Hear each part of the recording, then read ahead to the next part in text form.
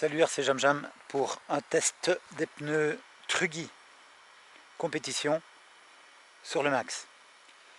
Parce que vu que on est sur un terrain quand même fort glissant ici, puisque c'est de la terre battue très sèche avec beaucoup de poussière, les autres pneus n'accrochent pas vraiment, n'accrochent pas assez. Ces pneus-là devraient beaucoup mieux accrocher puisque c'est le même genre de terrain qu'on trouve sur les pistes compétition à 8ème, et c'est ce genre de pneus qui fonctionne bien.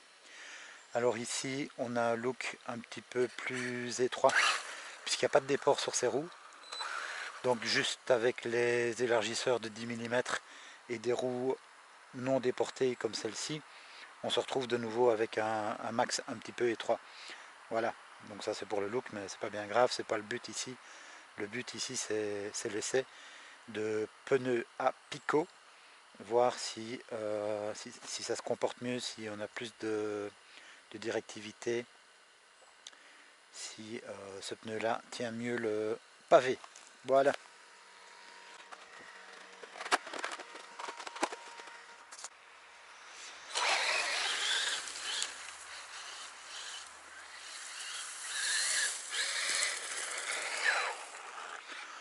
Ok, je vais le mettre en place un peu comme d'habitude.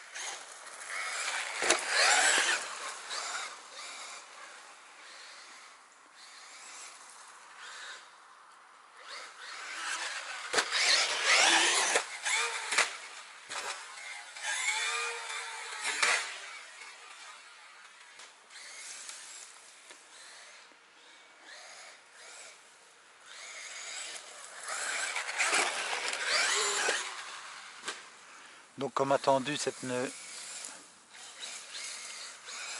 se comporte mieux que tous les autres que j'ai essayé avant. Bon, ça c'est normal. Petit désavantage pour le look, c'est qu'ils sont plus étroits puisqu'il n'y a pas de déport.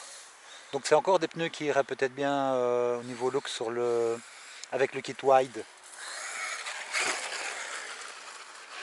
Vu que le kit white est à mon goût un peu trop large. Donc j'aimerais bien voir en fait ce kit white avec des roues sans déport du tout, pour voir si ça donne encore trop large ou si ça devient bien.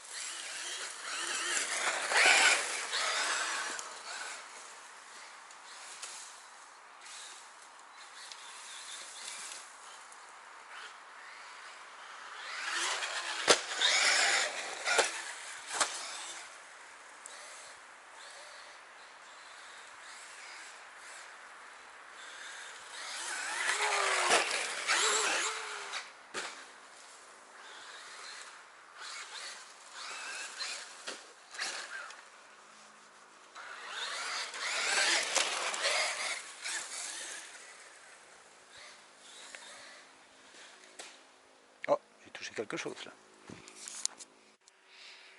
Alors depuis le 24 juillet, le forum x-max-fr.com est maintenant ouvert au max. Donc toutes les personnes qui ont un max ou qui sont intéressées d'en avoir un, qui veulent partager des informations, découvrir les trucs et astuces, les options, les accessoires, etc. Les renforcements pour le max, eh ben, vous êtes les bienvenus sur le forum x-max-fr.com.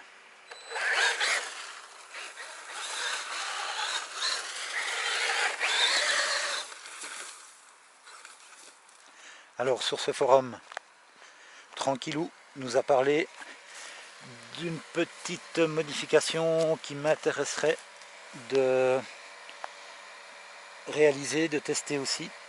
Donc c'est de changer les barres de direction ici par des barres qui seraient réglables, un peu plus courtes donc, et qui permettraient d'avoir un petit peu plus d'ouverture sur le train avant, qui n'en a vraiment pas beaucoup, hein. Il n'en a rien, mais vraiment pas beaucoup, je ne sais pas si vous voyez. Donc l'ouverture à l'avant, c'est le fait d'avoir les roues qui sont ouvertes à l'avant, comme ceci donc. Beaucoup d'ouverture, peu d'ouverture, comme ça c'est fermé, mais fermé donc c'est un petit peu pour l'arrière. Et normalement à l'avant on doit avoir en général un petit peu plus d'ouverture que là. Donc ça me paraît être une bonne idée hein, de Tranquillou, qu'il a donc partagé sur le forum. Et je vais regarder à la maison si j'ai ce qu'il faut pour faire ça et le tester, parce que ça me paraîtrait assez utile sur cette machine.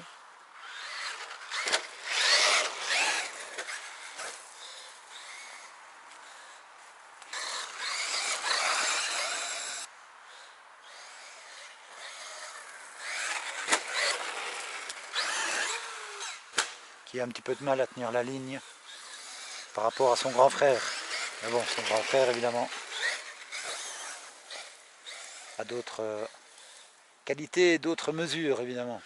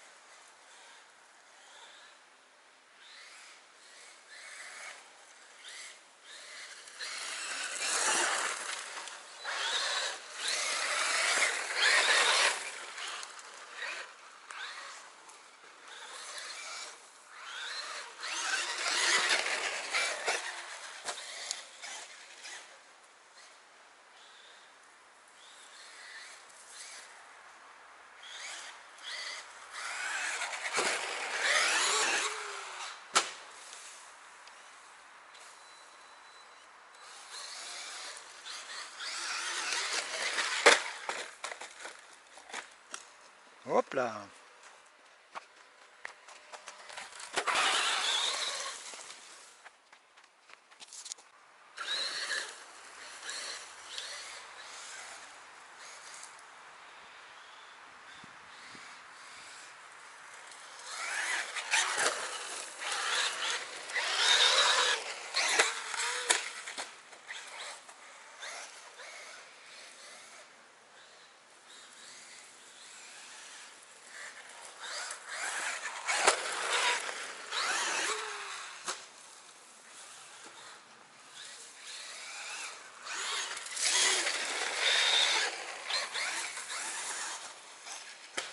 Donc là je suis toujours en 4S mais avec des batteries qui sont bien fatiguées.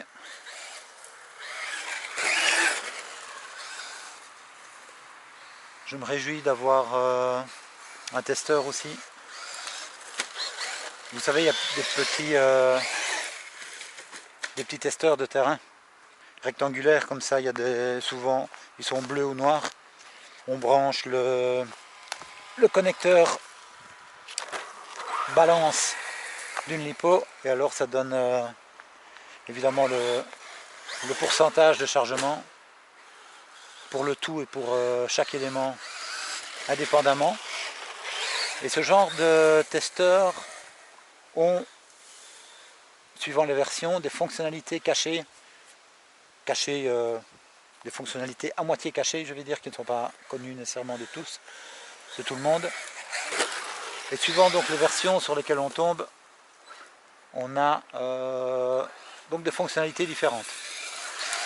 Et moi, ce qui m'intéressait dernièrement, c'était de pouvoir facilement mesurer la résistance interne d'une lipo, puisque c'est en fait ça qui révèle son état de santé. Pour faire un peu le tri dans mes lipos, je me suis dit que ce serait quand même vachement plus facile avec cette mesure. Donc c'est cette version là normalement que j'ai commandé de ce voltmètre, de ce testeur. Parce qu'en fait, évidemment j'en ai déjà d'autres, mais pas avec cette fonctionnalité là. Donc quand je l'aurai, je ferai une petite vidéo là-dessus, expliquant le fonctionnement et le but. Voilà, c'est mal relevé.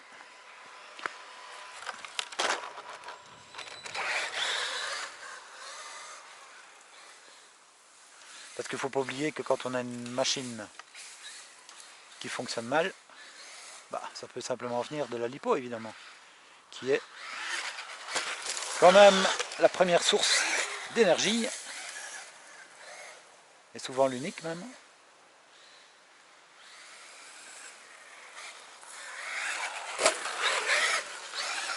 Alors là aussi, quand ça devient compliqué, quand il n'y a qu'une batterie sur la voiture, qu'elle commence à fatiguer, on peut évidemment tester avec une autre batterie et se rendre compte tout de suite si c'est la batterie qui flanche ou pas, qui est en bout de vie. Sinon, pour les voitures qui ont plusieurs batteries, donc comme le X-Max qui ont deux batteries, là quand il y a une des deux batteries qui flanche, c'est pas nécessairement évident au premier abord de savoir laquelle c'est.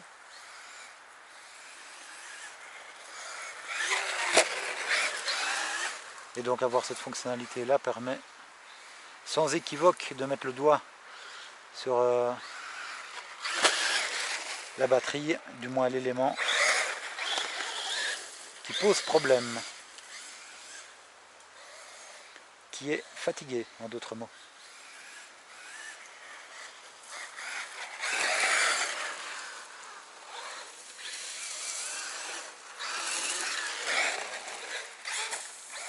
Donc ici je sens bien que je n'ai pas toute la pêche qu'on a normalement en 4S sur le max, mais bon, c'est une petite piste.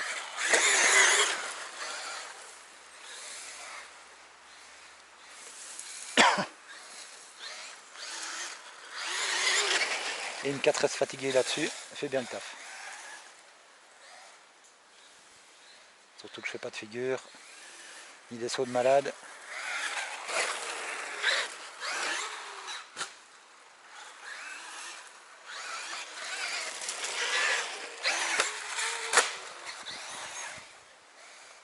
Un front flop, comme souvent sur ce seau qui est mal foutu pour garder l'assiette. En fait, ce genre de seau qui est mal foutu, comme ça, en fait il faut accélérer, voilà, en le prenant, pour ne pas piquer de l'avant. Donc là je fais un peu marche avant, marche arrière, parce que j'ai pris des branches dans les roues.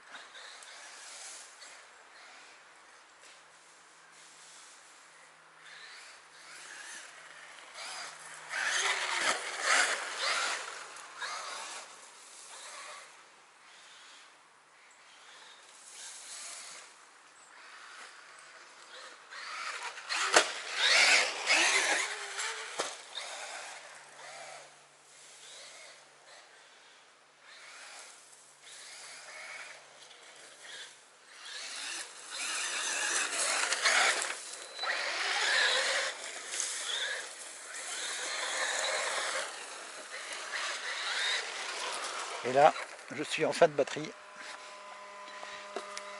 On va aller changer ça.